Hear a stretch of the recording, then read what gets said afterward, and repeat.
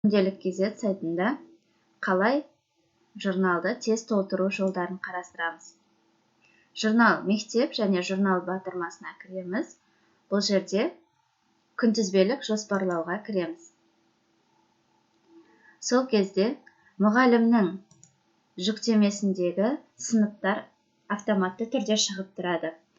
Қазір біз 11-ші А сыныбын толтырайық. Міне, қазақ әдебиеті, қарау және де міне автоматты түрде күні, сабақтың тақырыбы, үй тапсырмасы шығып тұрады. Бізде 8-ші қазан бүгін. Бүгінгі күн сабақ өткізілді. Сабақта белсенді болған оқушыларды таңдаймыз. Міне, әрі жазамыз.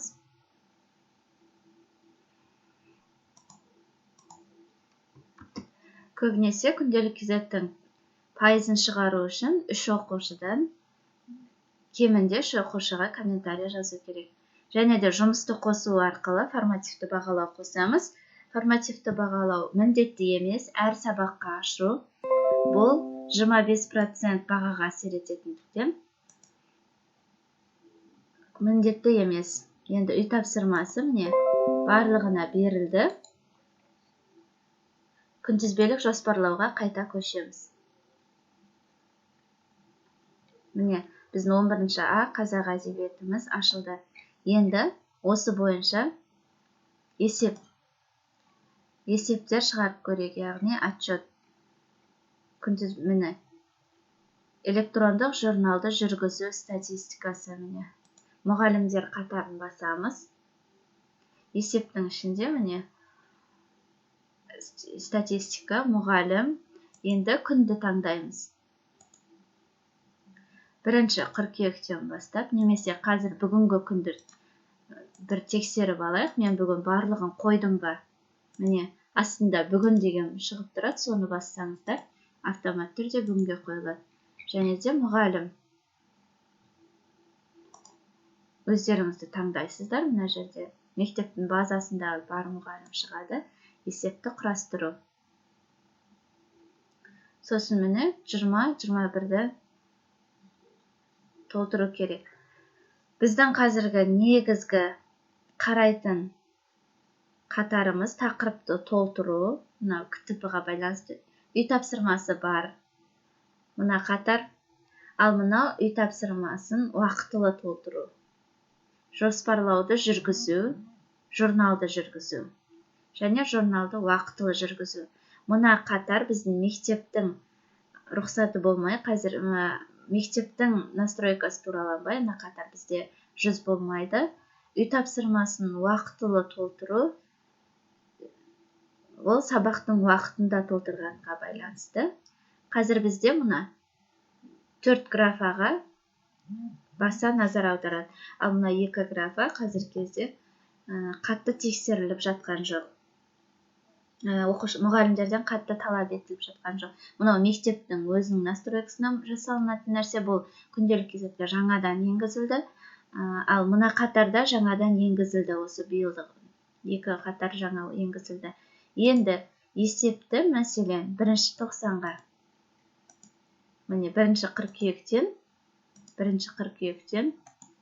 бүгінгі күнге дейін тексеріп көрейік.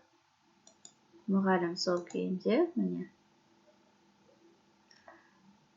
Бұлда да сол, міне.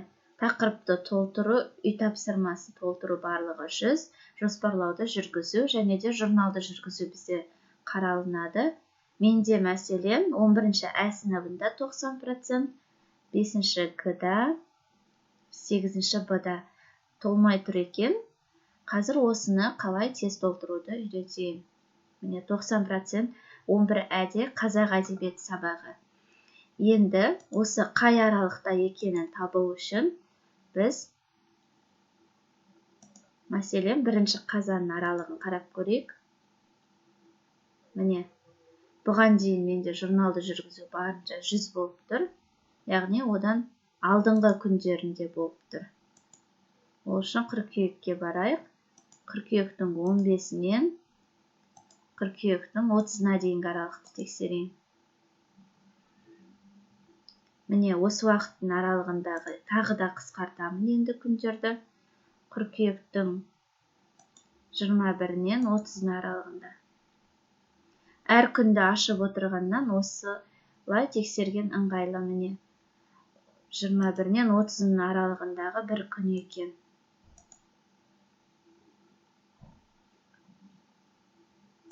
Яғни бізде 29-ы немесе 30-ы күн қалып тұр. 29-ы, 30-ы қыркүйектің тексеріп көрейін.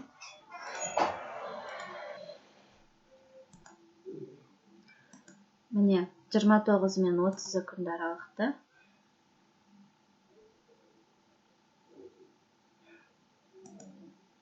Жиырма 28 күні болуы мүмкін. Енді қайтадан журналға кірейік.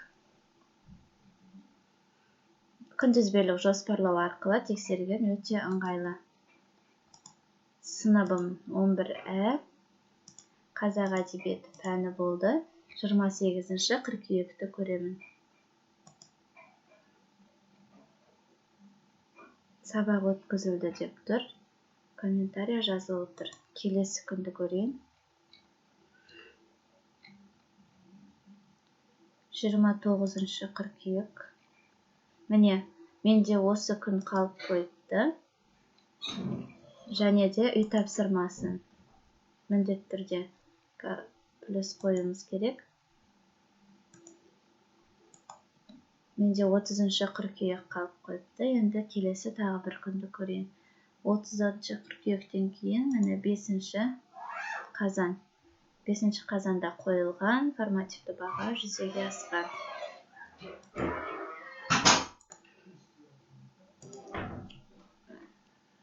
Міне, көріп тұрғаныңыздай толтырдық. Енді қайтадан есептерге барып көрейік.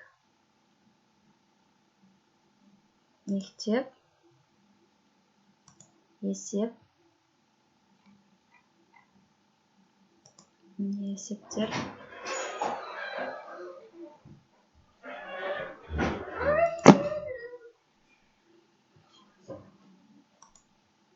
Бірінші қыркүйек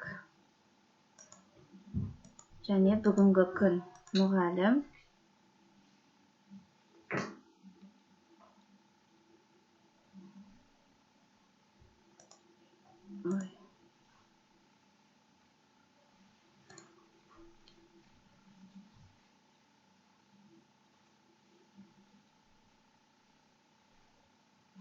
Міне, мұғалім.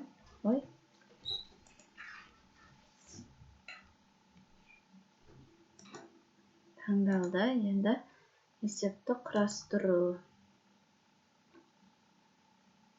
Міне, менде қазақ әдебиеті 11-ші сынып бойынша бары 100% болды. Енді мына қалған сыныптарды да мен солай